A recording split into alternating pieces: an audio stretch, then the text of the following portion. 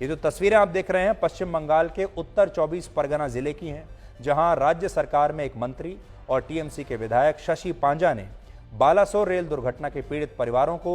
2-2 लाख रुपए का मुआवजा बांटा है। मुआवजे की यह राशि एक बंद लिफाफे में इन परिवारों को दी गई, लेकिन जब इन परिवारों ने यह पैसा इस लिफाफे से निकाला तो इसमें लगभग सारे नोट 2-2 हजार रुपए के ही थे, जिन्हें हाल ही में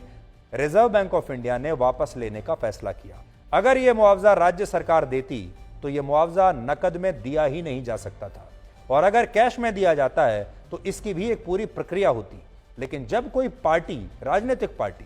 किसी व्यक्ति को नकद मुआवजा देती है तो इसकी कोई प्रक्रिया नहीं होती। ऐसे मामलों में चुनाव आयोग चाहे तो उस उक्त पार्टी के खिलाफ संज्ञान ले सकता है और उस पार्टी से पूरा हिसाब किताब ले सकता है कि आपके पास इतना कैश कहां से आया और आपने ये जो मुआवजा बांटा ये कैश क्यों बांटा, आपने चेक क्यों नहीं दिया।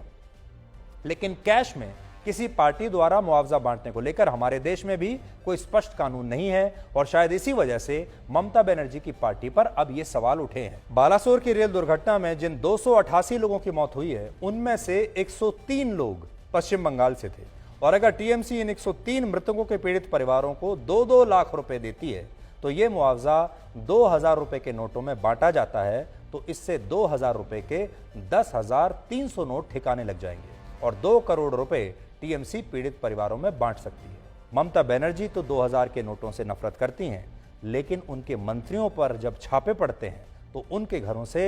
2000 रुपए के नोटों के बड़े बड़े भंडार मिलते हैं। ये तस्वीरें देखिए, पिछले साल की हैं, जब एनफोर्समेंट डायरेक्टरेट ने ममता बनर्जी की सरकार के पूर्व मंत्री पार्थ चैटर्जी और उनकी सहयोगी अर्पिता मुखर्जी के ठिकानों पर छापा मारा था, और इस रेड में ईडी को करोड़ों रुपए के 2-2 हजार रुपए के नोट ही मिले थे।